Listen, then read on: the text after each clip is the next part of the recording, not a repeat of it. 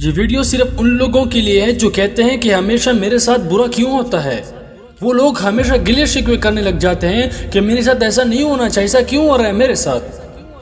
یہ کسی کے ساتھ اچھا یا برا ہو رہا ہے، اس کے پیچھے کون ہے، اس کا ذمہ دار کون ہے؟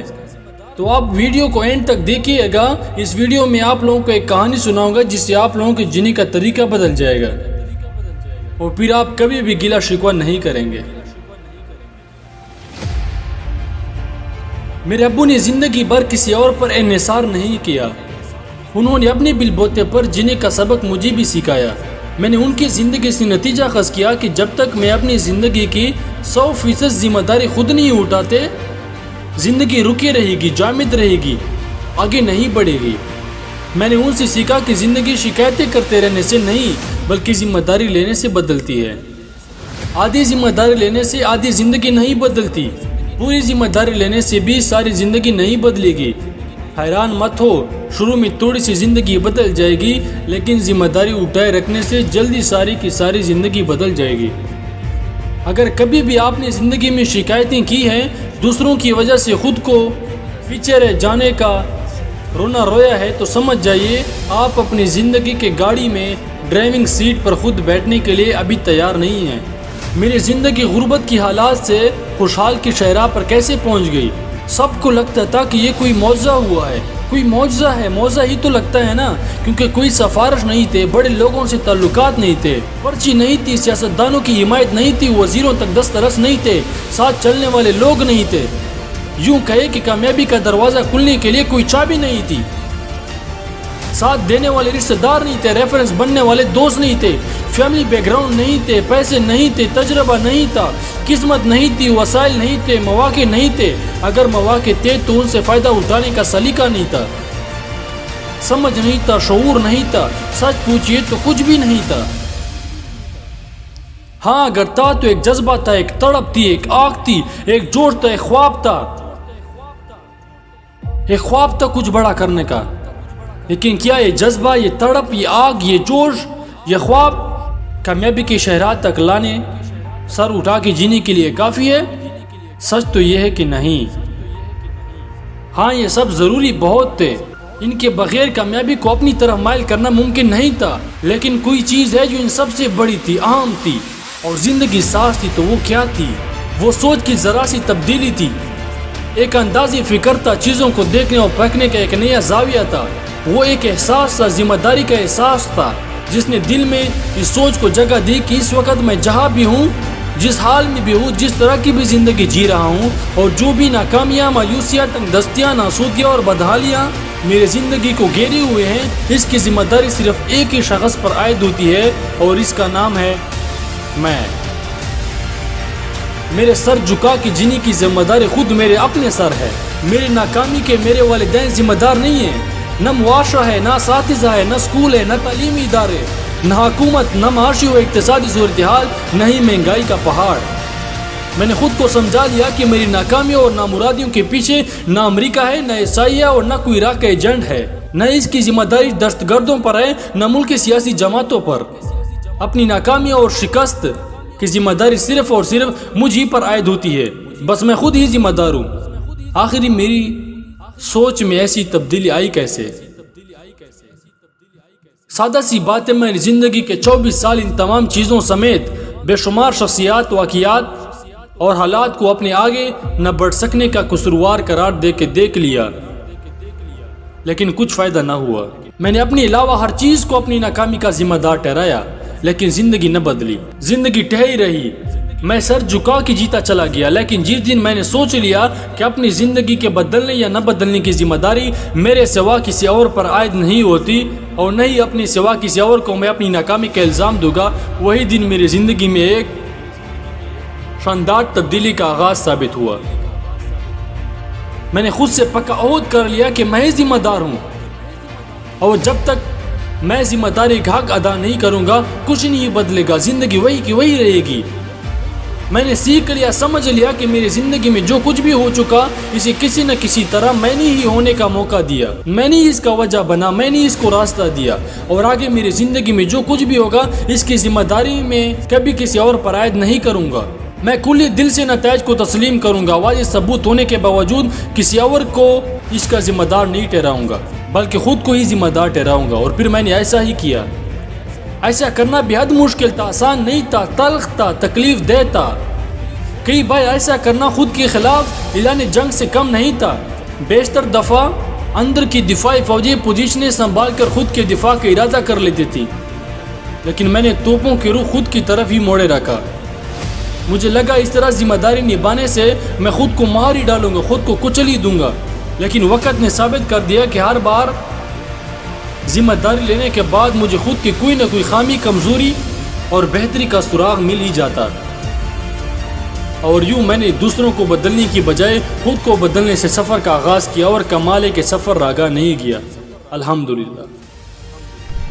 مثال کے طور پر جب ایک بڑی کمپنی ہیومن ریسورسز ہیڈ نے میرے رنگ برنگ لباس پر کڑی تنقید کی، مجھے شرمندہ کیا اور میرا مذاق اڑایا اور کہا کہ آپ ہمارے لوگوں کو گرومنگ کی کیا ٹریننگ دیں گے، آپ تو اپنا حلیہ اس قابل نہیں، اور ابھی میں یہی بونسر سہ نہ پایا تھا کہ انہوں نے یہ کہہ کے مجھے کلین بورڈ کر دیا کہ جناب برا مت مانیے گا، آپ ٹرینر کام اور جوکر زیادہ لگ رہے ہیں۔ میرا دل کیا کہ زمین پڑ جائے اور میں شرمندگی سے بچ جاؤں۔ کئی دن تک اس کی توہین امیز آوازیں راتوں کو خوابوں میں بھی میرے کانوں میں گونجتی رہی۔ اس بے عزتی کے لیے میں کیسے ذمہ دار ہو سکتا ہوں؟ بے ساختہ میں نے سوچا، یہ تو سراسر اس کی زیادتی ہے، اس کو احساس کرنا چاہیے، اس کو لباس اور حلیے کی بنیاد پر میرے شخصیت کا تجزیہ نہیں کرنا چاہیے تھا، اس کو میری قابلیت دیکھنی چاہیے تھی، نہ کہ ظاہری رنگ و روغن۔ دل نے بہانے کھڑے کیے، لیکن جب تک میں الزام اور شکایت اور احتجاج کی کیفیت میں رہا، میری زندگی ٹھہری رہی، رکی رہی، جامد رہی، ناکام رہی۔ اگلی لمحے میں نے خود سے فیصلہ کن انداز میں کہا، کچھ بھی ہو میں ہی ذمہ دار ہوں، لیکن کیسے؟ جیسے ہی میں نے یہ سوال اپنے ذہن کے سرچ انجن میں ڈالا کہ میں کیسے ذمہ دار ہوں، جواب میں ہزاروں ویب سائٹ کھل کر سامنے آ گئے۔ تو اس لیے ذمہ دار ہے کہ تمہارے پاس ڈنگ کے کپڑے نہیں ہیں۔ سوال اٹھتے ہیں، مگر میں ڈنگ کے کپڑے افورڈ نہیں کرتا۔ اگر تم افورڈ نہیں کرتے تو یہ اس کا قصور نہیں ہے۔ اگر تم پیسے نہ ہونے کی بیماری کا شکار ہو تو یہ بھی کسی کا قصور نہیں ہے۔ اگر تمہیں کپڑے پہننے کی سینس نہیں ہے تو یہ بھی ذمہ داری تمہاری اپنی ہے۔ میرے اندر کا ذمہ دار انسان اپنی ذمہ داری نبھانے پہ تل گیا تھا۔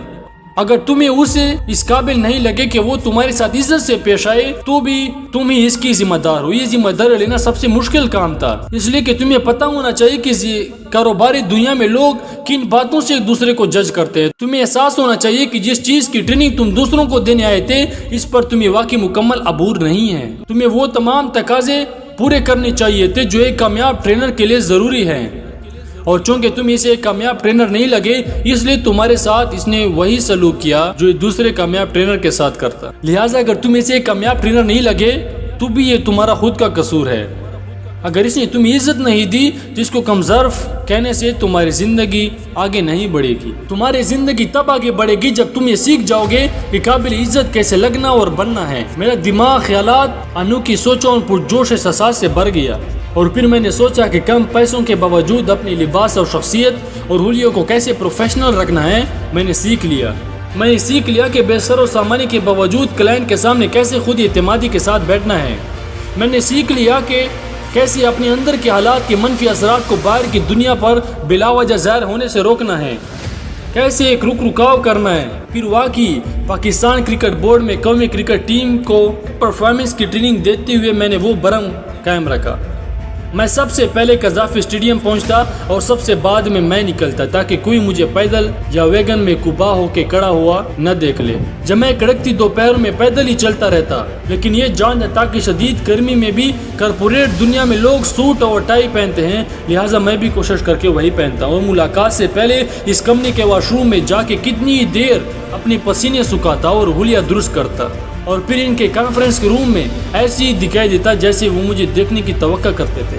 میں ہر روز سر اٹھا کے جینے کا عزم کرتا رہا۔ زندگی ہر روز بڑی بے دردی سے مجھے بچاڑتے رہی۔ میں ہر نئی صبح ایک نئے جذبے کے ساتھ نئی منزلوں کی تلاش میں نکل پڑتا۔ زندگی ہر شام میرے قدموں کے ساتھ ناکامیوں کا بوجھ باندھ کر مجھے اپائج بنانے کی تیاری کرتی رہی۔ ہر نئے دن میں خود کو شاندار کل کی نوید سنا تھا، اور ہر رات میرے سسکیوں کی گواہ بنتی۔ ناکامیاں، محرومیاں، افسردگیاں، نامرادیاں، مایوسیاں میرا گھیراؤ کر لیتی۔ مجھے اپنے مرحوم والد کی شاباش بری سرگوشیاں خوابوں میں سنائی دیتی۔ کرنا بری بات نہیں، گئے رہنا اور دوبارہ نہ اٹھنا بری بات ہے میرے بیٹے۔ اگلی صبح میں ناکامیوں کے سارے وار، درد کی ساری ٹیسے، حوصلہ شکنی کے سارے جملے بلا کر سر اٹھا کے جینے کے عہد کی تجدید کرتا، اپنی زندگی کی باغیں اپنے ہاتھوں میں رکھنے کا عزم کرتا اور نکل پڑتا سر اٹھا کے جینے کے سفر پر۔ ایسا نہیں کہ اگلے ہی دن میرا سفر وسیلہ ظفر بن جاتا، اس دن درد کی شدت پہلے سے بھی بڑھ جاتی۔ شام کو نڈال، نامراد اور ناکامیوں کے بوجھ سے لدا ہوا کسی بس اسٹاپ پہ کڑا جیب سے سارے جمع پونج نکال کے گن رہا ہوتا، بس میں بیٹھنے کے پیسے پورے نہ ہونے کے باعث کسی انجان منزل کی طرف تکن سے چور پیدل ہی چل پڑتا۔ رات تک سر اٹھا کے جینے کی آرزوئیں آخری سانسوں پہ پہنچ جاتی۔ پہ در پہ ناکامیاں جذبوں، لگن اور ہمت کو امتحان میں ڈالتی۔ میں سوچتا آج تو حد ہو گئی، میری بس ہو گئی، اب سے زیادہ نہیں کر سکتا۔ پھر دور کہیں سے شہباز کی سرگوشیاں اپنے ساتھ کیے وعدے مجھے اپنی طرف کھینچتے۔ سر اٹھا کے جینے کی آرزو ایک بار پھر پوری اب و تاب سے انگڑائی لیتی، دل ولولے سے بھر آ جاتا، آنکھوں میں چمک آ جاتی اور جذبوں میں ایک نئی جلا مل جاتی، اور میں اپنے خوابوں کے تاکوں میں دل و جان سے نکل کھڑا ہوتا۔ پھر ایک دن ایسا آیا کہ جب برسوں کی ریاضت رنگ لے آئی، سر اٹھا کے جینے کی ڈگر سے شناسائی ہو گئی، اور بالآخر ایک دن سب کچھ بدل گیا۔ زندگی بدلی تو بہانوں کی زنجیریں توڑنے سے زندگی نے سر اٹھا کے جینا شروع کیا۔ زندگی بدلی تو شکایت کے پلندے کو سمیٹنے سے، ذمہ داری اٹھانے سے، خود انحصاری سے، اپنی ذات پر بھروسہ کرنے سے، اور یہ طے کرنے سے کہ 100% ذمہ داری اٹھانے سے ہی فرق پڑے گا، 99% ذمہ داری اٹھانے سے کچھ نہیں بدلے گا۔ تو کیا آج سے آپ اپنی زندگی کی 100% ذمہ داری اٹھائیں گے؟ یہی تیاری، یہی عہد، یہی فیصلہ، یہی عزم دراصل سر اٹھا کے جینے کی طرف آپ کا پہلا قدم ہے۔